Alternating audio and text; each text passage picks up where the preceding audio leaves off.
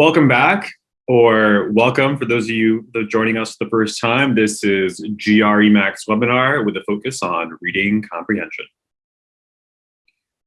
Just as a brief reminder as who you have with you today, guiding you on your GRE journey, I am Jonathan Herzog, head of GRE content here at TestMax. By way of background, completed my law degree at Harvard, business school at NYU, undergrad at Harvard, and have been working in the GRE for over 5 years now in teaching and tutoring and instructing. And it's really a thrill to be joined by my awesome colleague, Daniella. Hi, everyone. My name is Daniella. I did my undergrad at UC Berkeley, a master's degree at Cambridge, and I was recently accepted to both law and PhD programs using the GRE. I really love the GRE and think it's a really learnable test using some concrete strategies. I was also someone who really struggled with test taking, and especially with the GRE. So I'm excited to teach, especially for those of you coming from that perspective as well. And I'm excited to dive right in. Awesome, fantastic.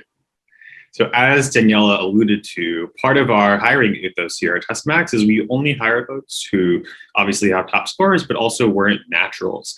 So that means in our own experience struggling with the tests, we had to reverse engineer it, boil it down to first principles, and make it as simple and digestible as possible.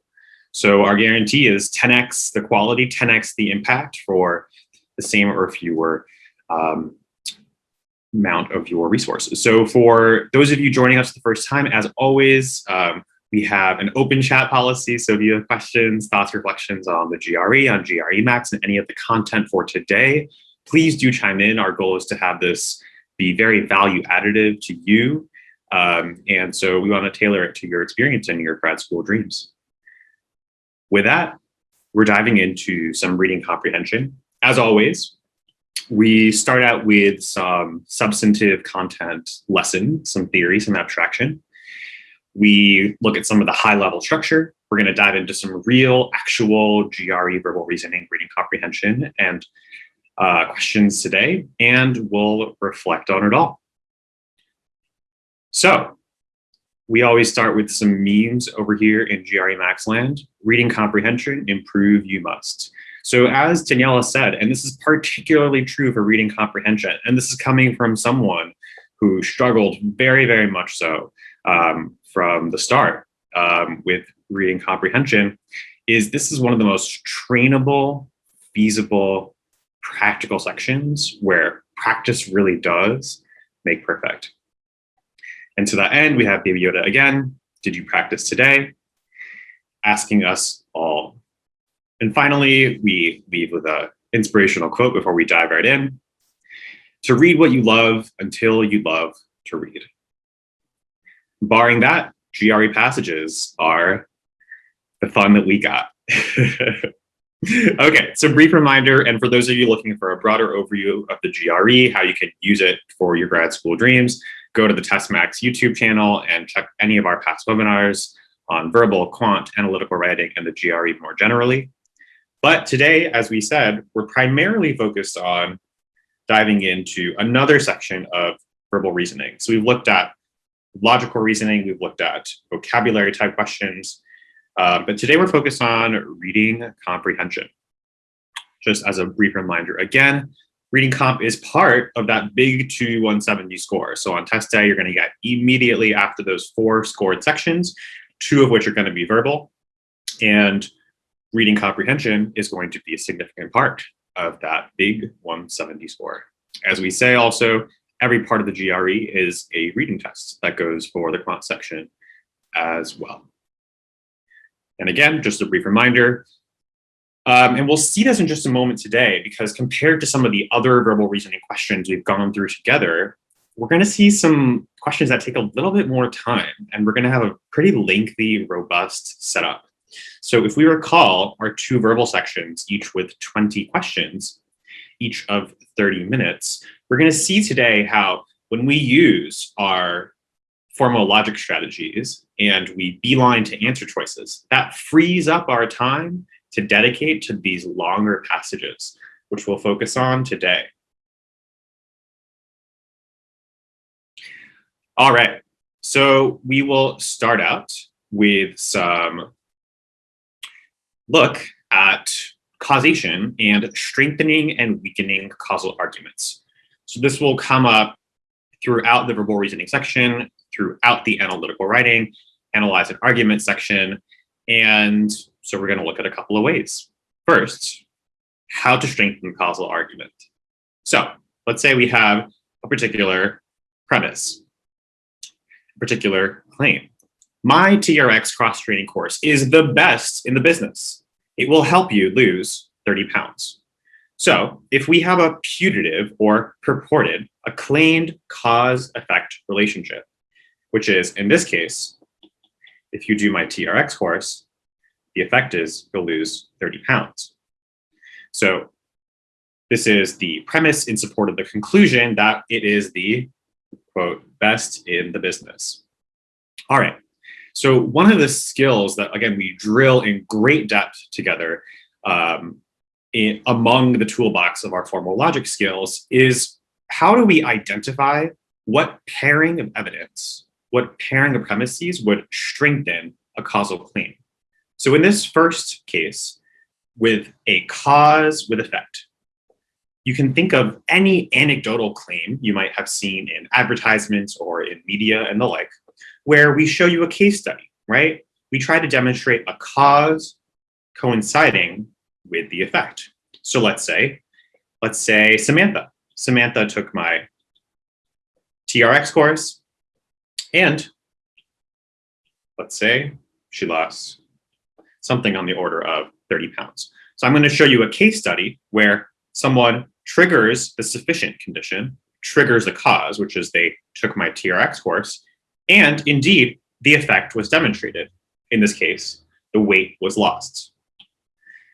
So one clear, direct way to support a causal claim is to provide evidence of the cause coinciding with the effect. All right, pretty straightforward. What about this one?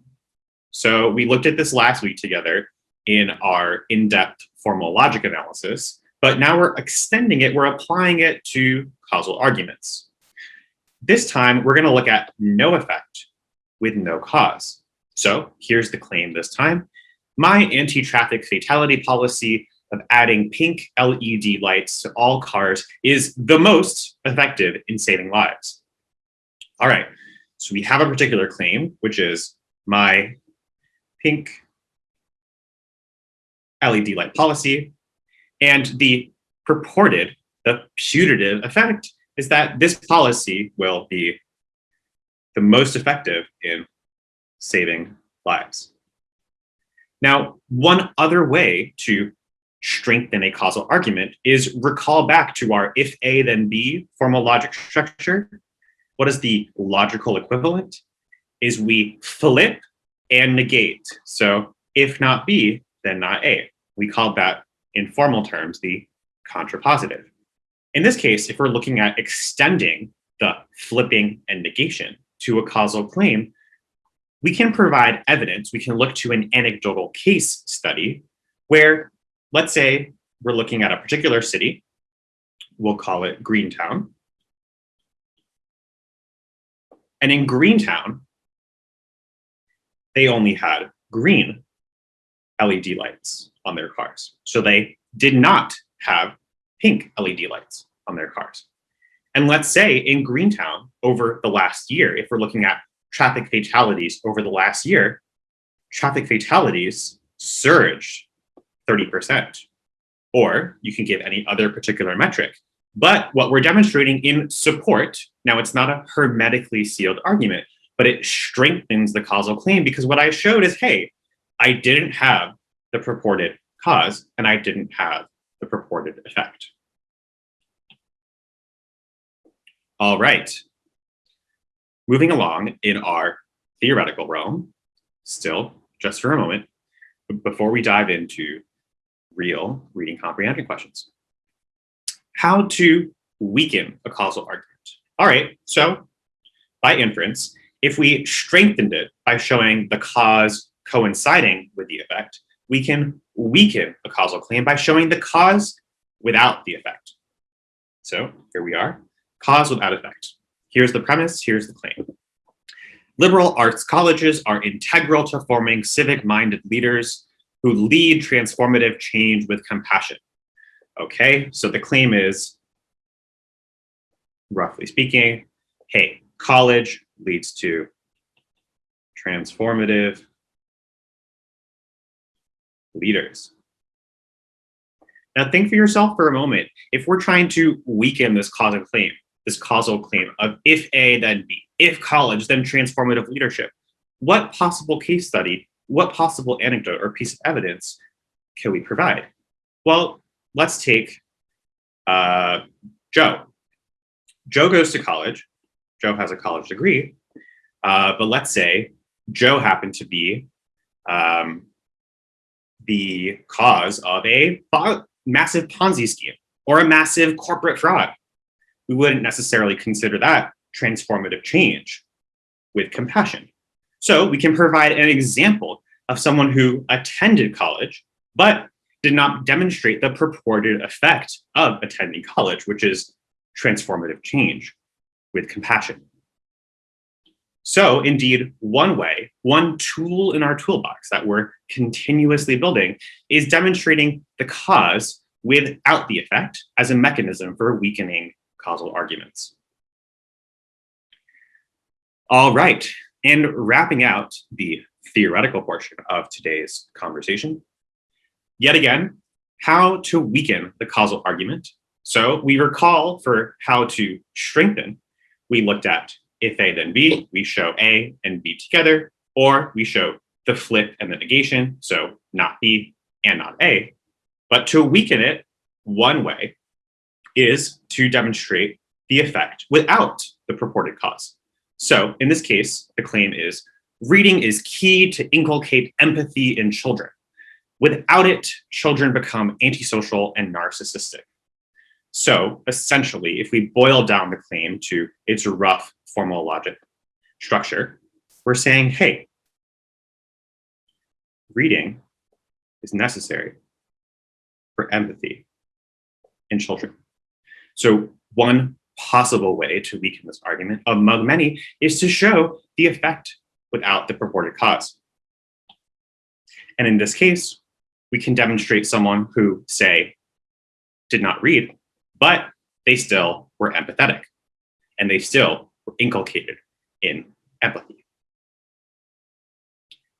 All right, multiple ways to strengthen, multiple ways to weaken causal arguments. We can show the cause with the effect.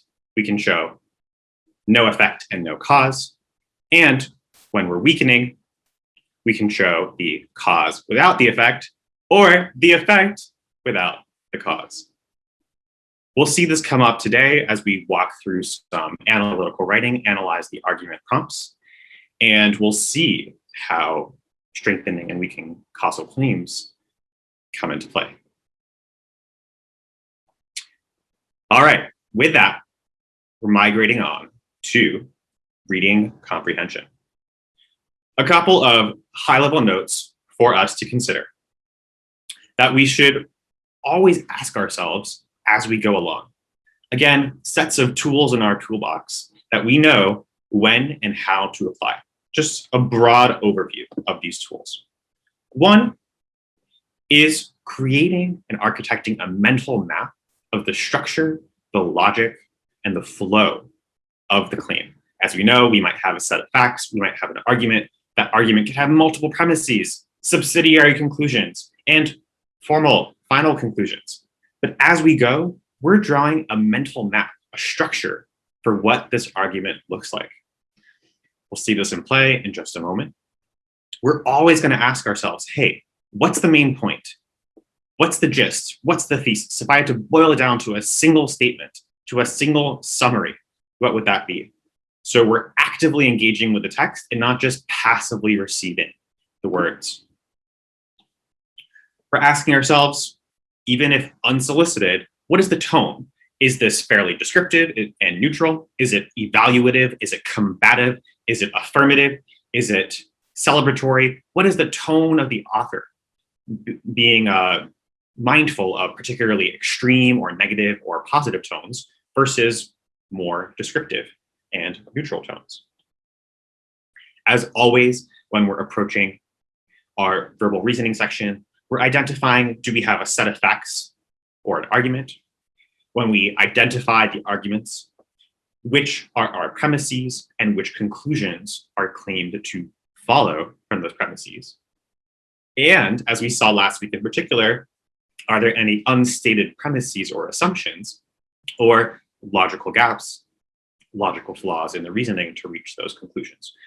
So we'll be drilling this and training through real GRE practice questions together extensively, but these are the types of things that will become second nature. They'll just become the types of tools that we know we can bring to bear depending on the wrapping paper of the question presented to us. We're also going to ask ourselves method of reasoning questions, a whole subset of verbal reasoning. So what role does a particular claim have in the argument? How does the argument logically proceed? As we spoke about a number of webinars ago, logical flaws plays a central role in verbal reasoning, in particular on the GRE. So correlation versus causation, relative versus absolute, percents versus numbers.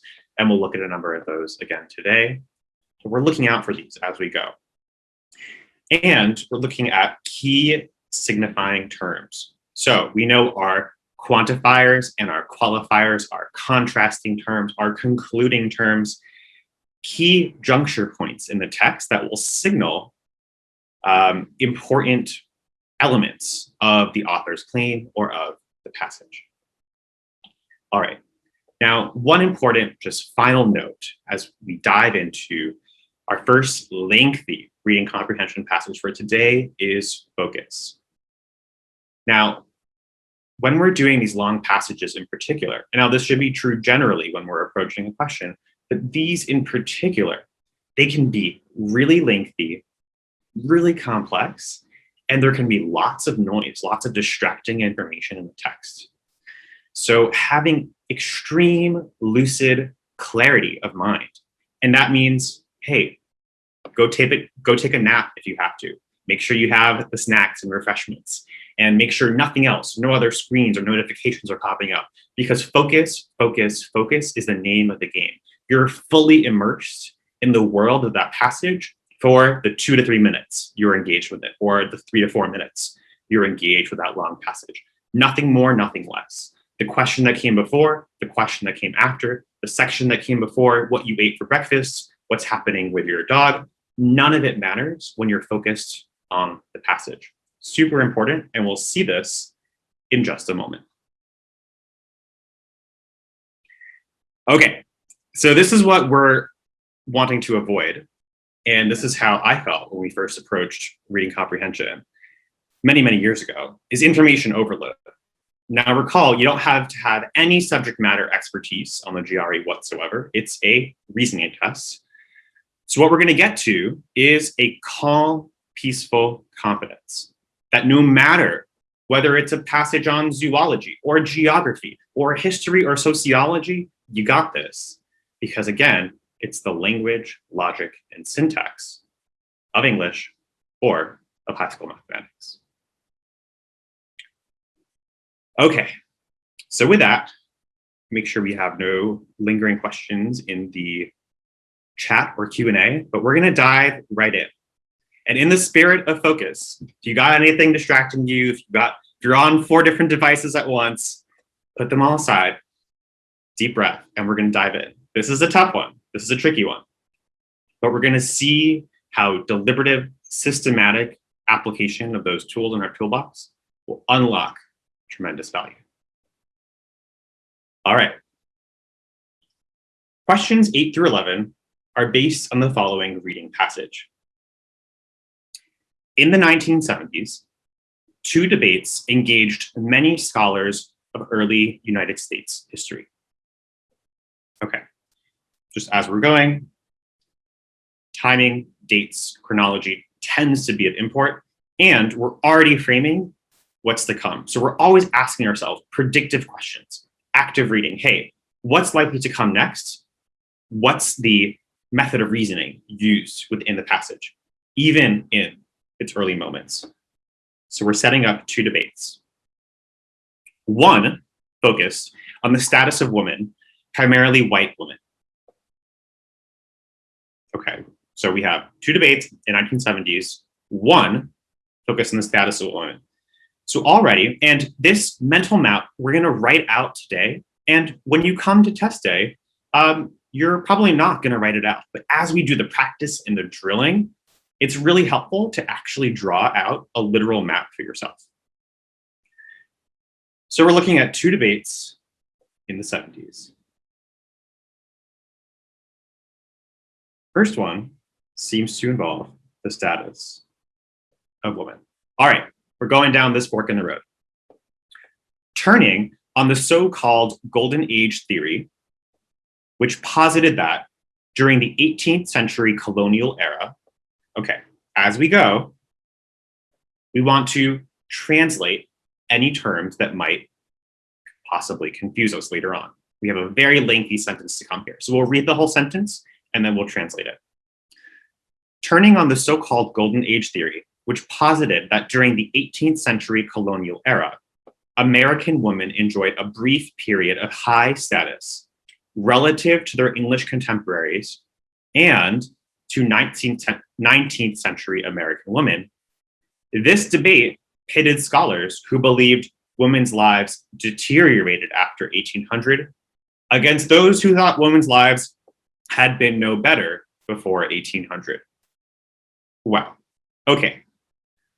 One of the most important lessons, even from just these insane 7-line sentences that happen to be in the first paragraph, is this, particularly for reading comprehension. If something is like nagging at you, or you're like, I don't really know what I just read, but you're like, don't worry about it, move on, right? I'm sure it doesn't matter. That is literally and exactly the test maker's attempt to catch you in the trap. Because if you have no idea what you just read and your eyes are just glazing over the page and there's words that aren't being processed, it's like you might as well not even read the passage and just skip the next question.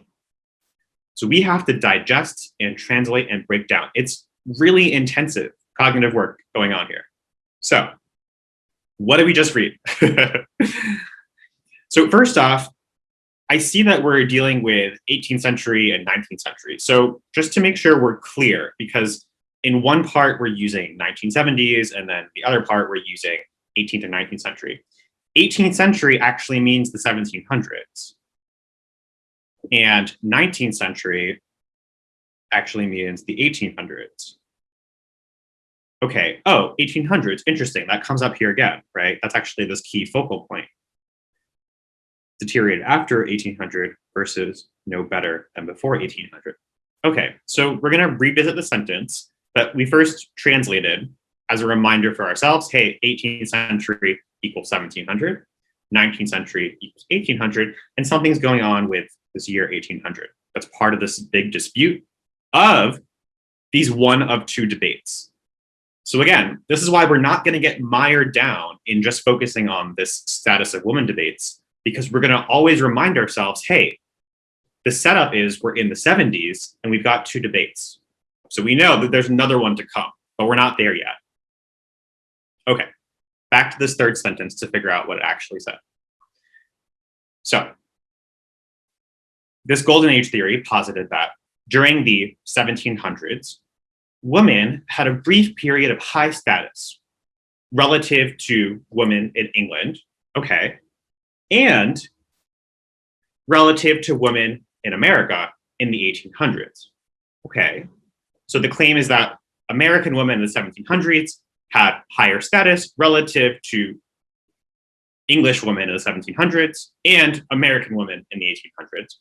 Okay, this debate pitted scholars who believed women's lives deteriorated after 1800, got worse after 1800, against those who thought women's lives had been no better before 1800.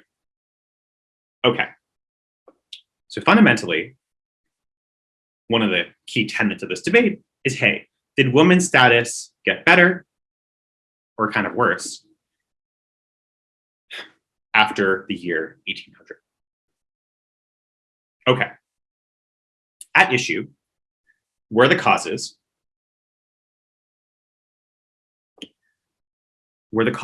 of women's subordination. Were these causes already in place when the English first settled North America? Or did they emerge with the rise of, and I'm literally translating already in my mind because I'm not going to get caught in their mess of 18th, 19th century, or did they emerge with the rise of 1800s industrial capitalism? Okay, let's revisit this core issue, right? So we're defining this issue relating to, did status go up or down? Did it change or not? What is the cause of women's subordination? Was it already in place when they settled? Or did subordination of women emerge with 1800s industrial capitalism? So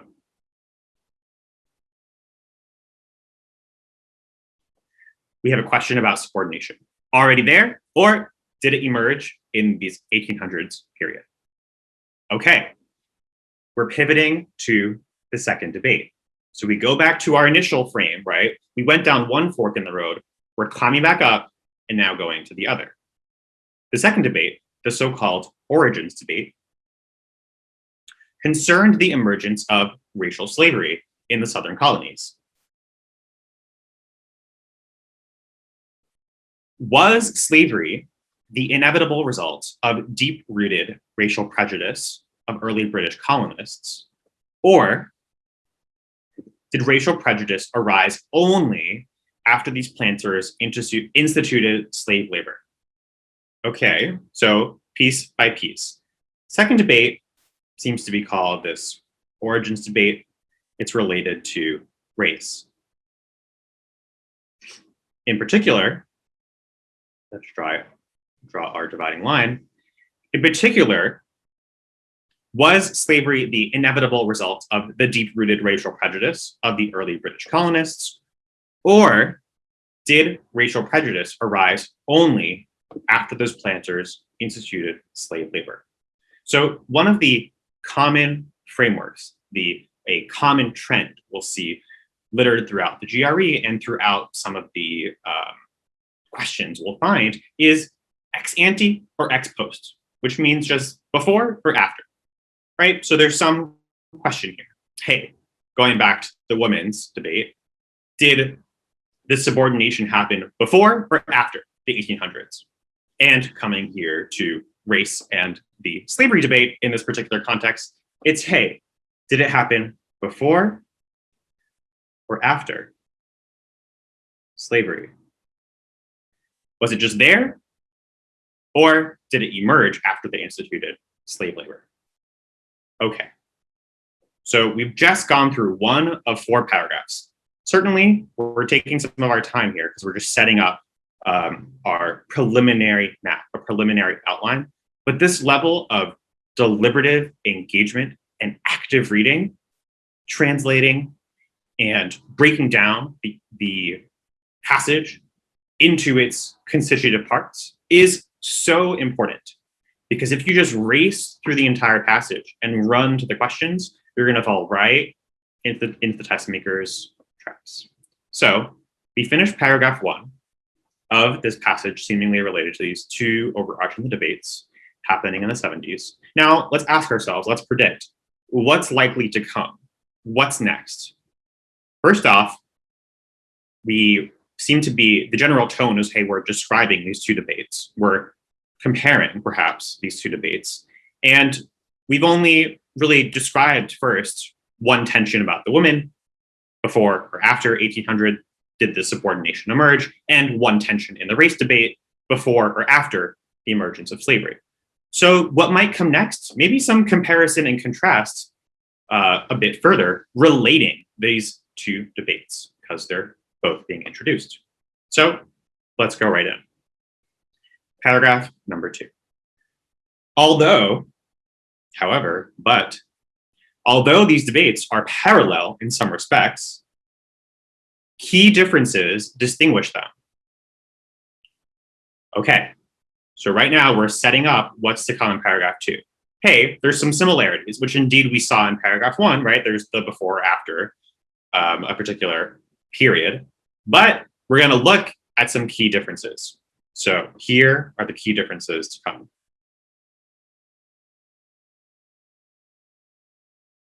So we've moved to a different part of the passage.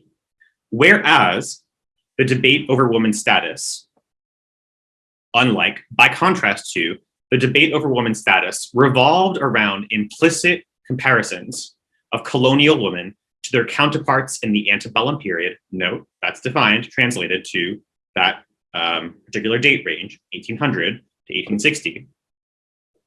Thus inviting comment from scholars of both historical periods. The origins debate was primarily confined to a discussion about slavery in colonial America. All right, so we have a very lengthy sentence again, but what was the key difference, right? So recall, again, the point of this paragraph is there's some parallels between these two debates, but we're gonna look at the key differences. Well, key difference number 1, in this case, seems to be that while in the women's debate, we had comment from scholars of both historical periods, the 1700s and the 1800s, in the origins, recall, we're using different terms, but we're looking to the race and slavery debate, was primarily confined to discussion about slavery in colonial America. So 1700 plus 1800 versus just 1700s. And that's the women's debate versus the race and slavery debate. Second, in contrast to the newness of the debate over women's status and its continued currency throughout the early 1980s, note how we're traveling through time. And if we didn't set up front and note to ourselves that we're actually beginning in the 70s, and we're looking at a historical analysis, a scholarly analysis of historical events, we might get mired and lost in the vacillation between the 1900s, the 1800s, and the 1700s. But back to the second distinction. Second, in contrast to the newness of the women's debate and its continued currency throughout the early 1980s, the debate over race and slavery begun in the 50s had lost some of its urgency.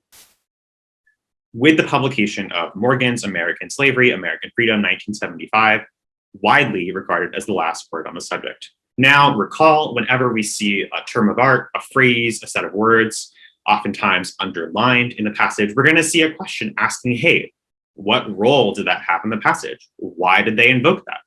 What is its purpose? So again, if we have that itching, that inkling, I don't really want to think about it twice, we know that's exactly where the test is going to come back to bite us. So key difference, key distinction number 2 is in, again, contrasting the women's debate versus the slavery debate, is we said newness versus loss of urgency because of this final word. So, all right, we're getting somewhere. We've gone through 2 paragraphs of this passage, and let's take a look at what our map looks like so far. We want to summarize actively as we go. So, 1970s, we've got 2 debates. Cool. Okay, these 2 debates are the women's status debate and the race and slavery debate, or the origins debate. Fine. In the women's debate, one of the sort of key questions is, hey, was there like a high status period in the 1700s that then went down in the 1800s, or was it really no better before then? So before or after 1800, how did the status relate? And the subordination, was it already there? Did it emerge? Likewise with race, we have a before or after question. Hey, did it emerge once slavery was instituted, or was it already there? Okay. Paragraph 2, we said, hey, there's some parallels, right? But we're going to look at least 2 key differences.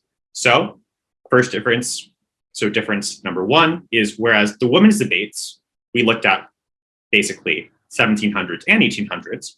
So we had scholars from both periods. In the slavery or the origins debates or the race debates, we kind of only looked at the 1700s.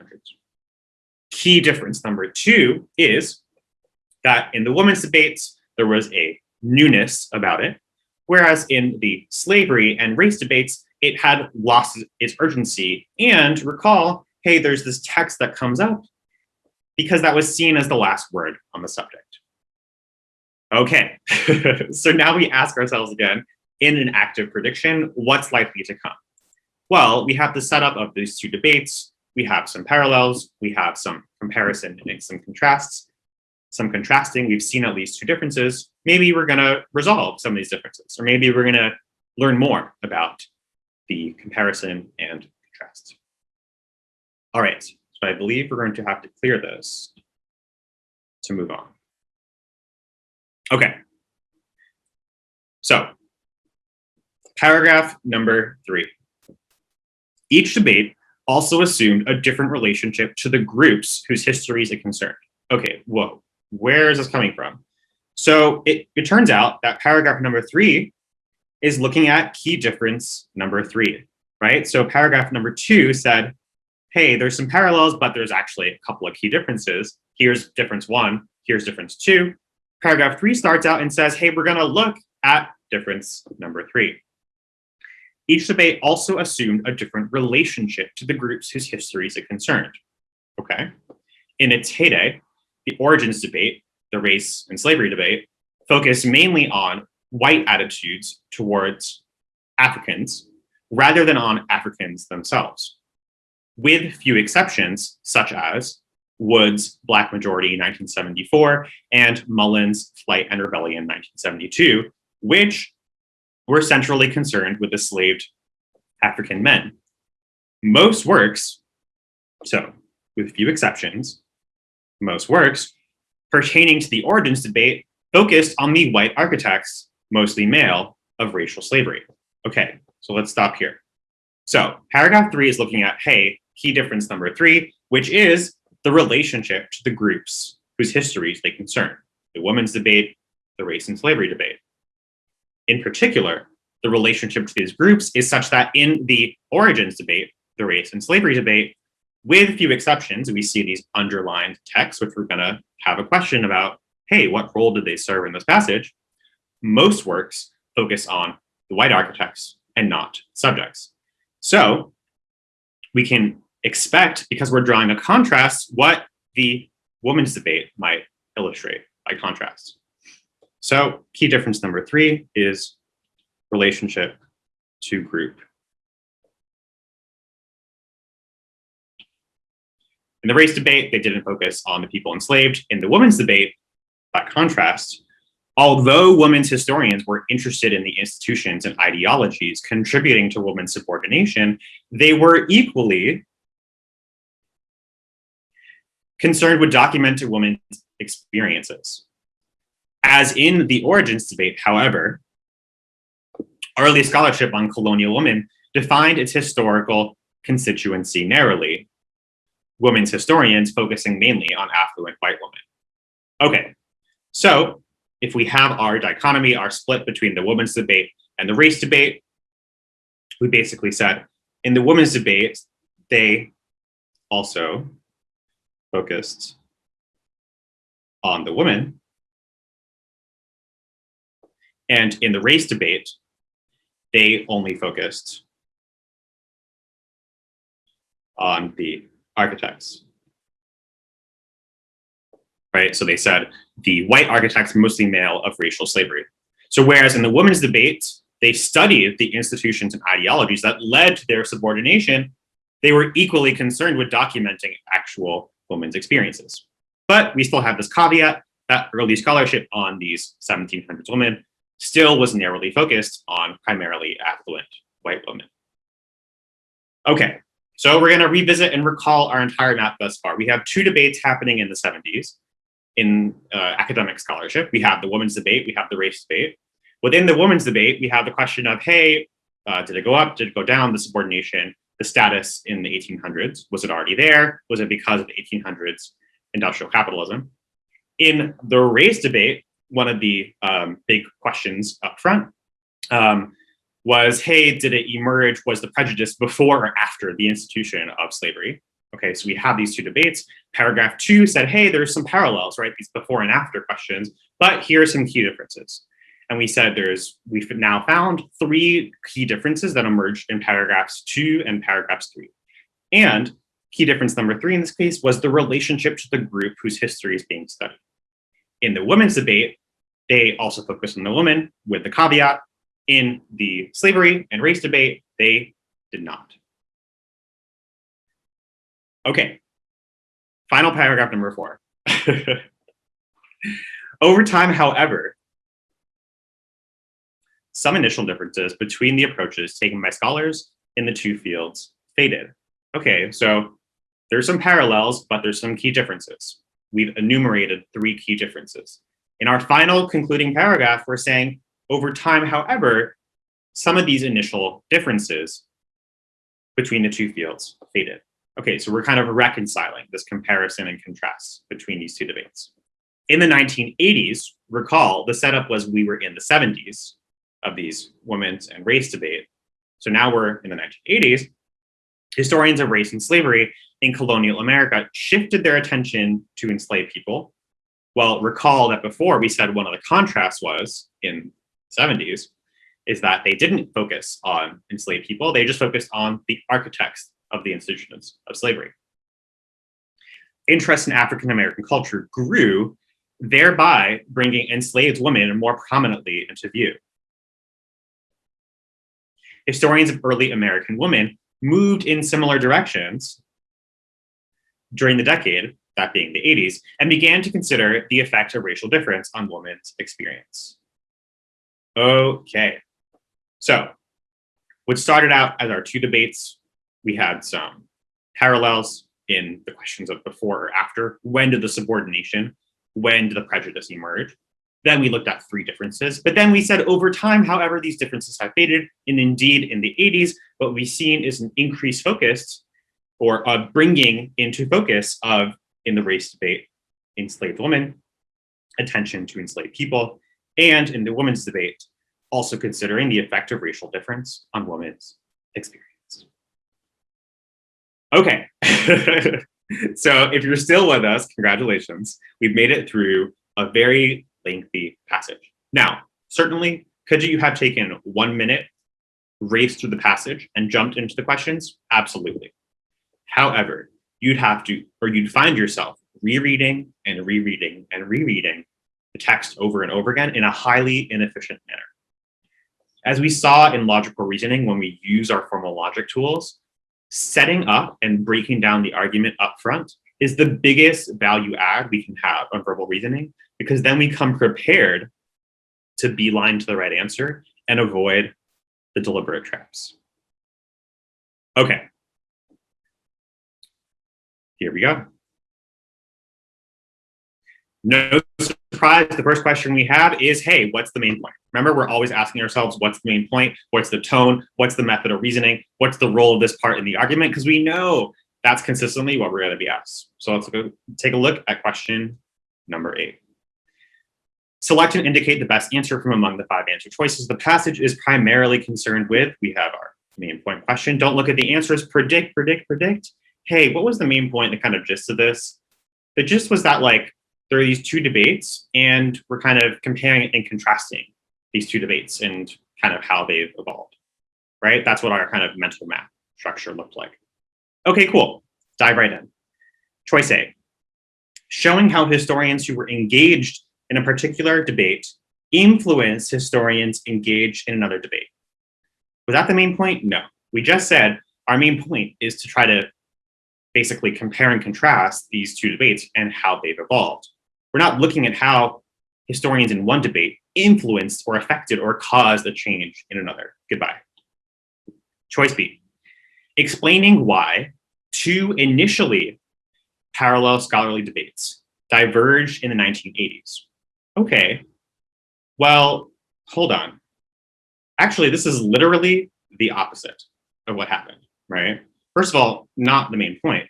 Second of all, we said, actually, here are three key differences, but they converged in the 80s, right? Greater focus on the lives of enslaved people. Goodbye. Complete opposite.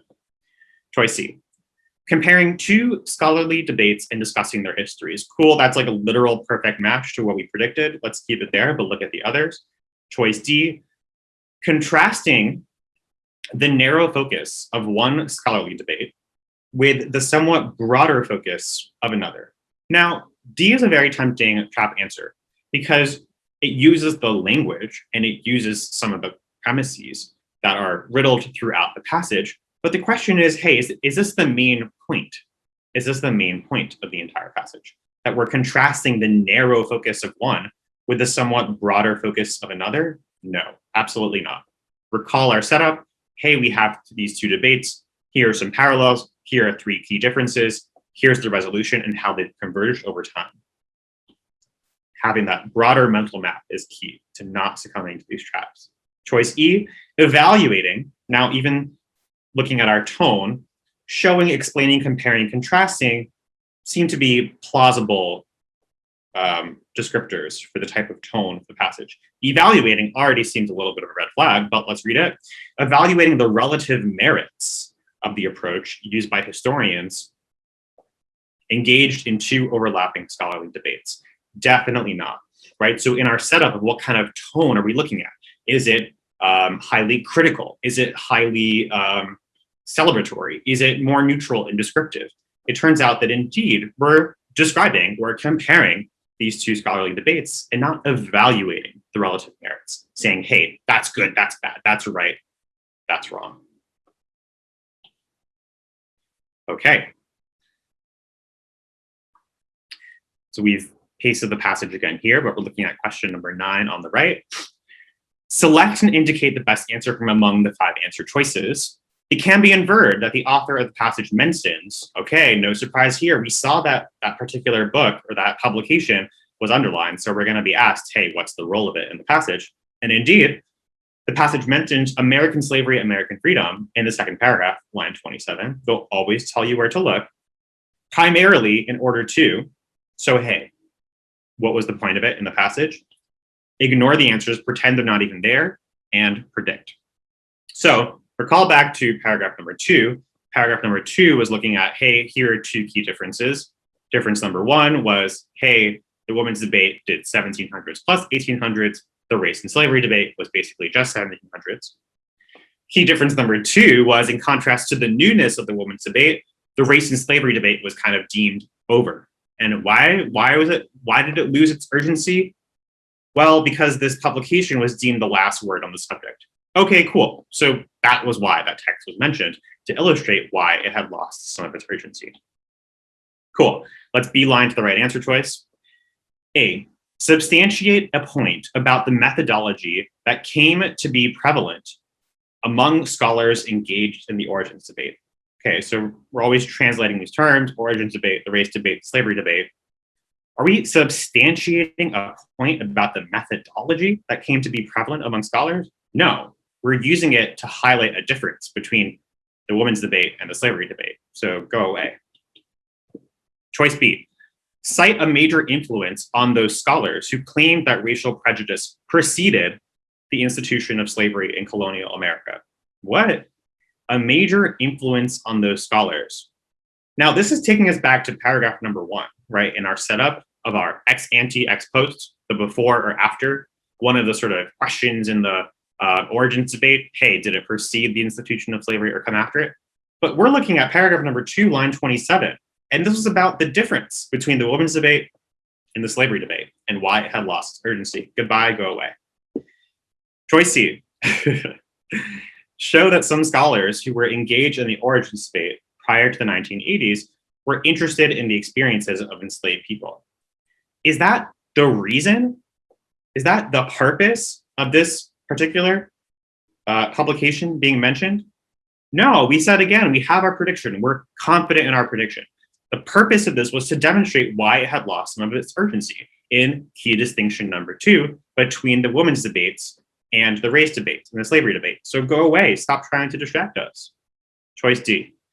Identify a reason for a certain difference in the late 1970s between the origins debate, the race and slavery debate, and the debate over American women's status. Holy cow, finally, that's literally what we predicted.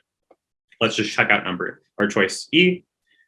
Contrast the kind of work produced by scholars engaged in the origins debate with the kind produced by scholars engaged in the debate over American women's status. That is not the purpose. That is not the reason. It's not about the kind of work. It's about what urgency the work had, not the kind of work being produced. Goodbye, go away. Okay, we are almost there. So, question number 10, and again, we have part of the passage copied here. The passage suggests which of the following about the women's historians mentioned in the third paragraph.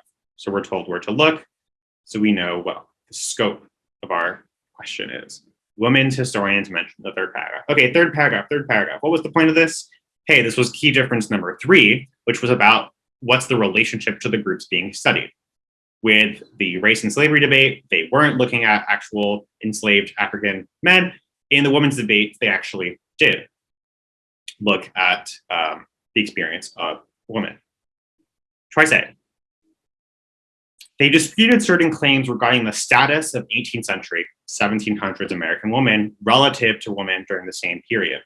Okay, again, it's taking us back to paragraph number 1 in the before or after 1800s debate. No, goodbye, go away. Choice B. Their approach to the study of women's subordination had been partly influenced by earlier studies published by some scholars engaged in the origins debate.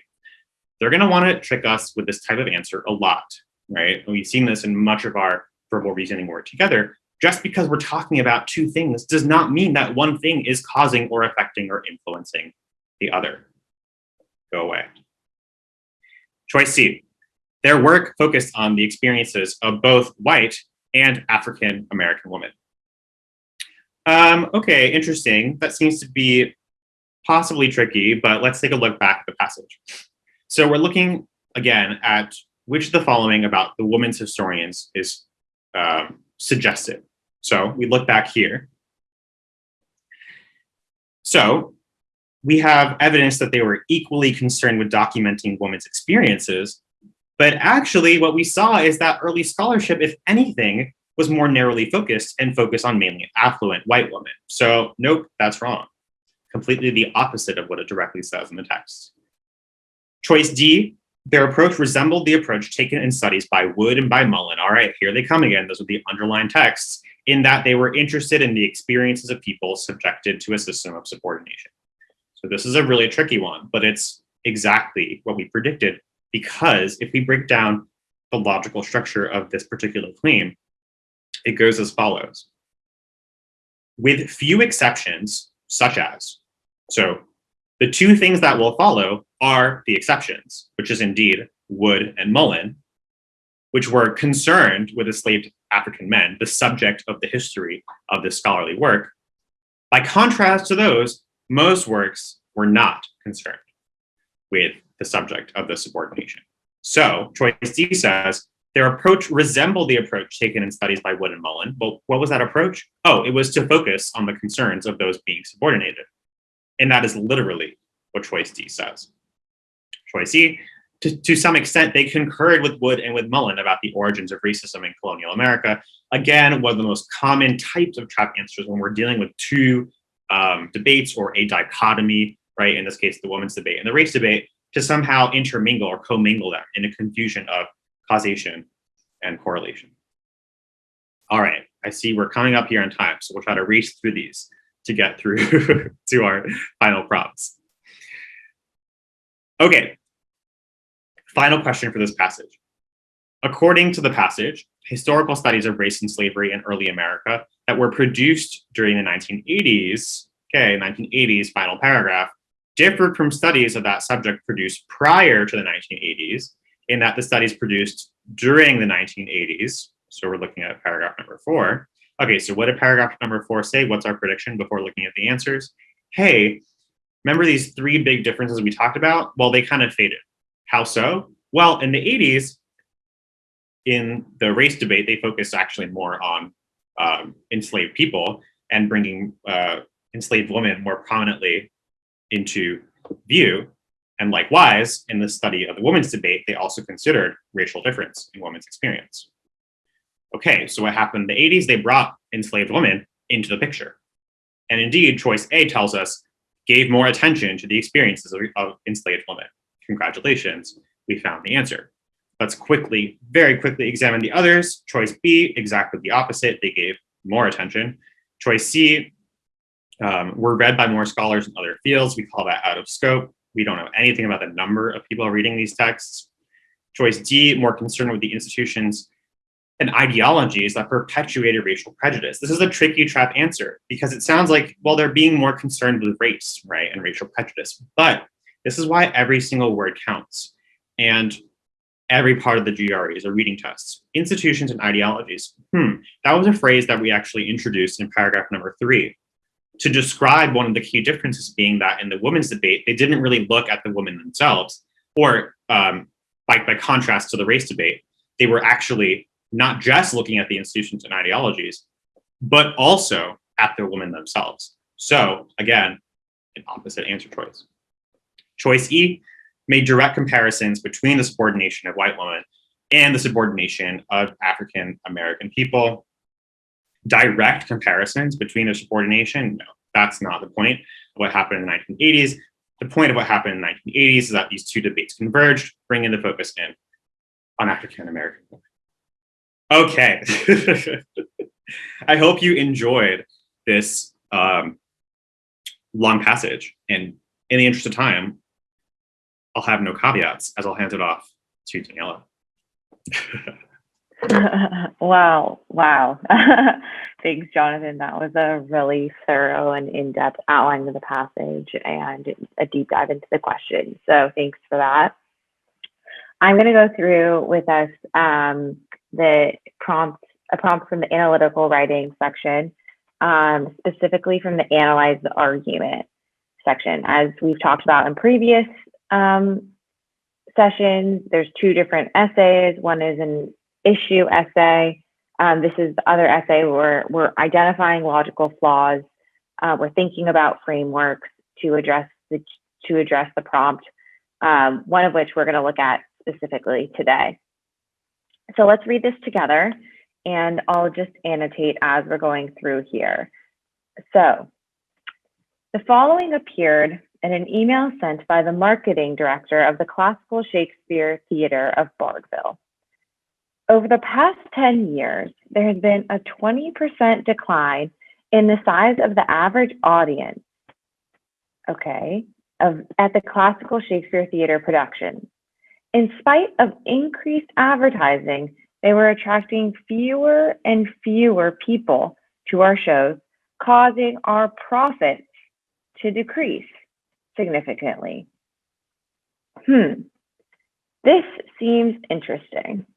We're talking about declines, we're talking about a quantity of people, we see the word profit come up. This automatically triggers this profit framework. So let me pause. I'll pause in just a moment. I'm going to get through the rest of the prompt and then we'll talk about this profit framework. The best way to do so we must take action to attract new audience members.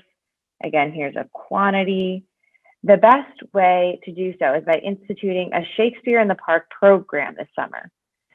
2 years ago, the nearby Avon Repertory Company started a free Plays in the Park program. Okay, so now we're talking about something else, and we see here, this is a comparison.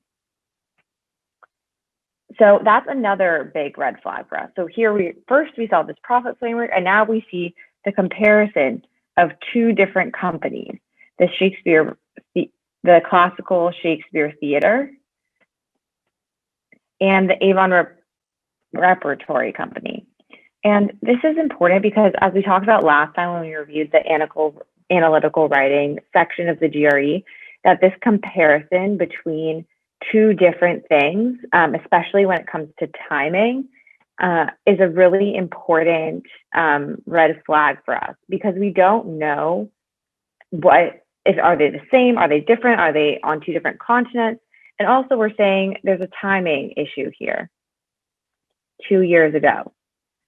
So 2 years ago, the Avon Repertory Company started a free plays in the park program, and its profits have increased. Again, we see the word profit, so the GRE test maker is literally telling us, directing us again at this profit framework, have increased 10% since then. If we start a Shakespeare in the Park program, we can predict our profits will increase too. Write a response in which you will discuss which questions will need to be answered. So we're going to frame our answers in terms of questions to decide whether the recommendation is likely to have the predicted result. Be sure to explain how the answers to the questions would help evaluate the recommendation. So I'm going to go on a tangent here. I'm going to talk about what is this profit framework. So first of all, not all of us are business majors. Not all of us study business or have any experience with it, but we do need to understand what is profit and what is the definition of profit. You might have seen profit symbolized by a pi sign, but I'm just going to use a P for now. So the pi is equal to a P, which is profit, which equals revenue minus cost. Okay, revenue is essentially the amount of money that's coming in. Oops, here we go. So revenue is, I'll just say, money in, and cost is money out. And what makes up revenue? Revenue is made up of two different things. It's made up of the quantity, so of things. In this case, it's tickets, which are bought by audience members. Quantity, which is tickets, times revenue is made up of quantity times the price of the ticket, and cost is also is essentially, again, the money that's going out. So here it's saying that there's been a 20% decline in the size of the average audience, and in spite of increased advertising, they're attracting fewer and fewer people to our shows. So let's put some numbers to this. We're saying that there's been a 20% decrease. So let's say originally there was 100 people who would come. So 100 tickets times the price minus the cost. This was before, so this is like profit 1 in the past, and profit 2 in the past is 80 people times the price minus the cost. So here there's a big assumption that's being made, and that assumption that's being made is the idea that it's only the quantity or the price, that this value here that is being changed, and there's nothing that's going on with the cost. So that's the big issue number one, and that directs us directly to our assumption. Write a response in which you discuss what questions would need to be answered. So the questions that need to be answered is, what happens with cost? Maybe the price change. We don't really know what's going on in this scenario besides one factor that makes up profit. So that's the first issue. Well, let's call that issue number one, and the issue that we need to have questions about. Then we have issue number 2, and that's the classic comparison of timing and between two factors that we don't know all else is equal. So it says 2 years ago, the nearby Avon Repertory Company started free plays in the park program, and its profits have increased 10% since then. If we start a Shakespeare in the Park program today, we can predict that our profits will increase too. Perhaps there could have been other things that could have occurred between the past 2 years and today. So 2, there's a major issue of timing. Here, I'll put that in blue. Timing. And then I think the third major issue here is this comparison issue, which is that the fact that you're comparing 2 different programs, which could be in 2 completely different places. So you need to ask questions related to comparing the two programs, the nature of them. Maybe one has higher quality, maybe had higher quality in terms of timing. Maybe 2 years ago there was a lot less rain. There could have been a lot of other issues at hand here. So you can say like comparison.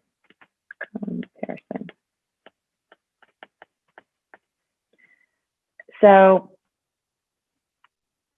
I think that it's important here that we address in this specific prompt all three of these issues in a systemic way. And by doing that, you can successfully tackle the prompt effectively and efficiently in the 30 minutes that you have.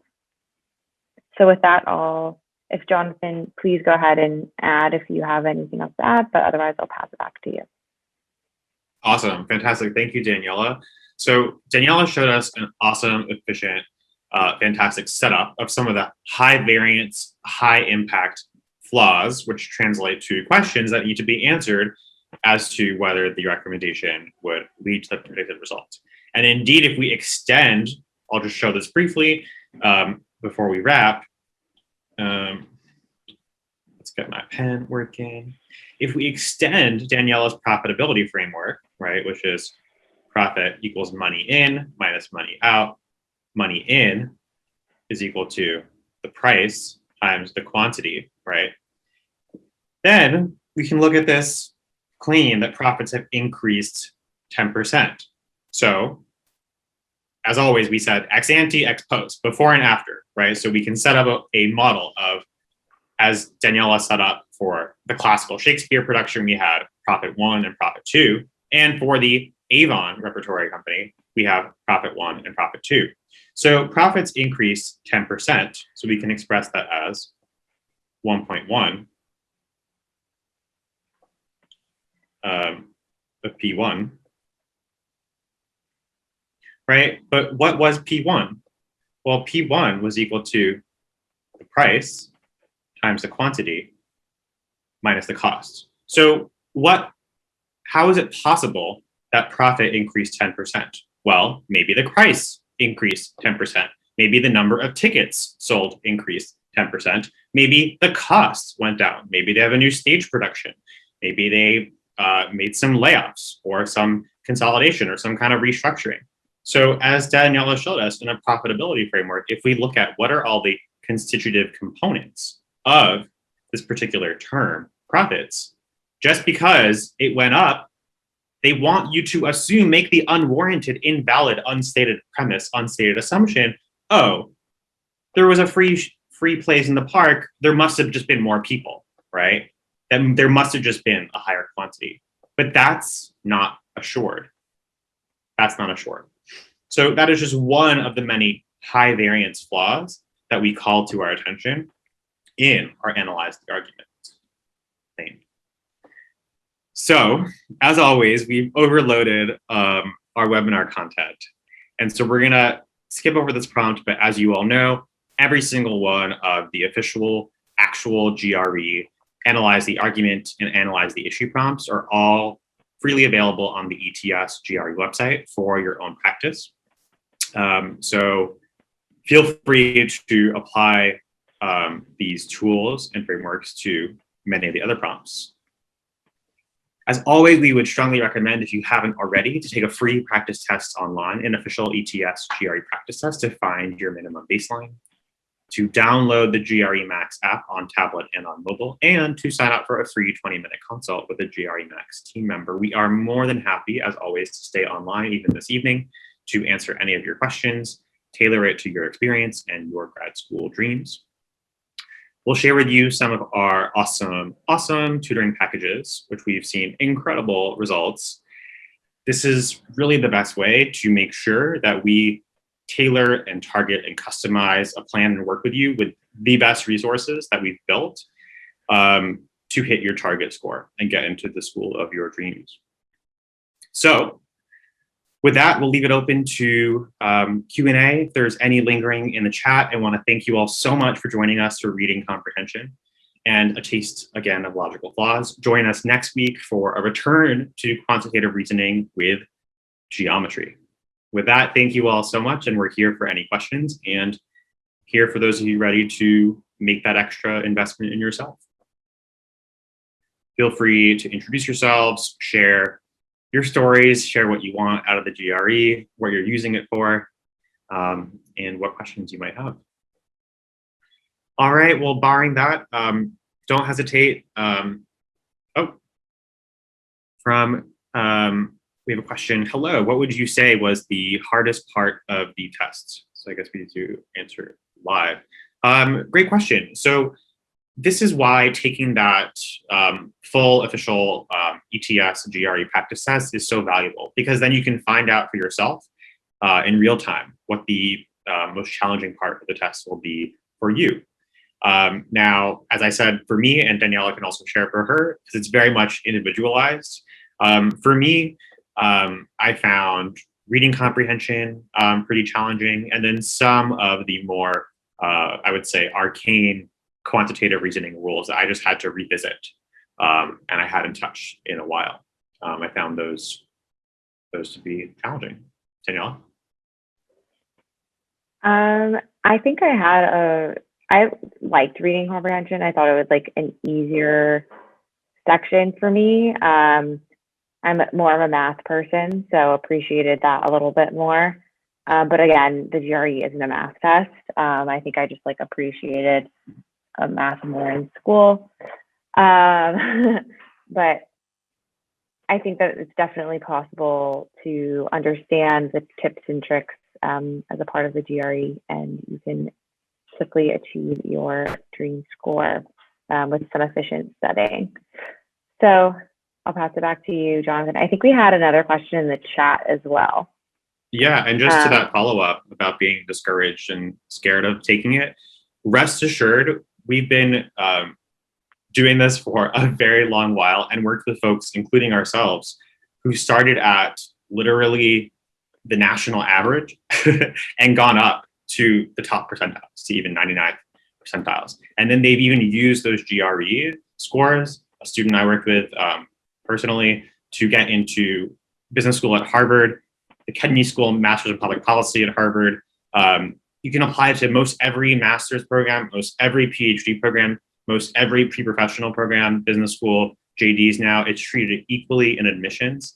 And so there is no ceiling on your score, and you're not anchored whatsoever at that diagnostic first tests you take. So we found that true in our own experiences and in the folks we've worked with. So rest assured, we can get you there, and you can get yourself there.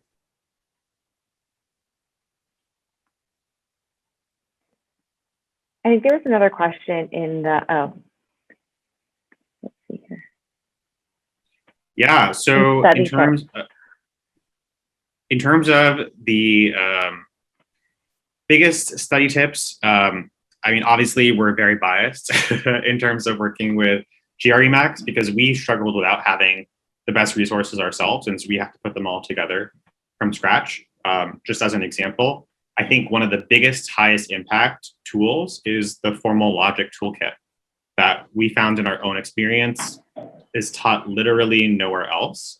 And so that's the if A, then B, if not B, then A, then not A type stuff, because these simplified toolkits can unlock tremendous impact throughout the GRE. So it's really bottom-up foundational drilling and studying from resources that will let you hone in on those particular skills, and not just going through the motion of the questions, because that can be a bit distracting. If I could just jump in here, I think that studying isn't just the material itself. I think it's also the attitude that you bring with you. And I think one thing that GREMax that we really try to bring to the table is the whole idea that you have to believe in yourself and create a studying environment that makes studying for the GRE a positive experience, as opposed to one that induces feelings or thoughts such as fear or anxiety. So I think that one thing that I like to do, at least when I was studying for the GRE, was like studying consistently. So like finding an hour or two in the morning and making it a positive, and then also in the evening as well. So like coming back to it more than one time a day. And then also like I'm really into tea. So like grabbing a hot cup of tea and bringing that with me, or some people like ice cream. So making it a positive experience for yourself in some way. Jonathan, do you have any other study tips or rituals you'd like to share? Oh, that's fantastic. And thank you all so much. We really appreciate it. And yeah, we're just thrilled to have you with us week in, week out. We'll see you next week for geometry. And we're really just honored to have the opportunity to be of service here.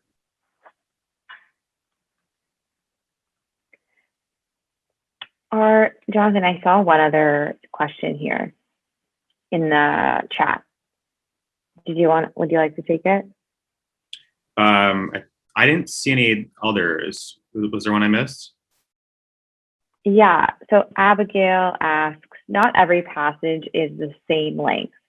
How do you know how long to take for each passage when one is more complex than the others? Oh, thank you for catching that. That did not come up on mine. Thank you. Yeah, phenomenal question. So if you watch, or if you've been on us with our past webinars, what you'll see is verbal reasoning has vocab, it has short passages, logical reasoning passages, and it has these lengthy reading comp passages. So you know how long to take for each passage because you'll see a massive block of text, like the one we looked at today, which you'll only see one of in each section. And then in the other ones, you'll basically see either a single sentence to fill in the blank with a vocab, or like 3 sentences for the short passage logical reasoning. So once you get to drilling and diving into the repetition of doing questions, you don't worry about timing in that, right? It's about building the skill, the bottom-up foundations. But once you get closer to test day, what you'll end up seeing, it's possible for some of the vocab questions, the single sentence, to take you less than 30 seconds. For some of the short passage logical reasoning questions to take you on the order of a minute or a minute 30. And then because you're building up that time bank, once you get to one of these lengthy passages, it might take you indeed 3 to 5 minutes. So every question has equal value. It's an equal number of points, but it's not going to be the equal amount of time. And you don't have to stress about figuring out which is which, because you're going to use the same tools, the same skill set to attack. And you'll find the vocab ones take very little time. The shorter passages take a moderate amount of time. And these lengthy ones really take up a lot of time. Awesome. Well, anything else? Any final questions before we call it a night? I think we should call it. All right. Thank you all so much. Everyone take care. We'll see you soon next week for geometry.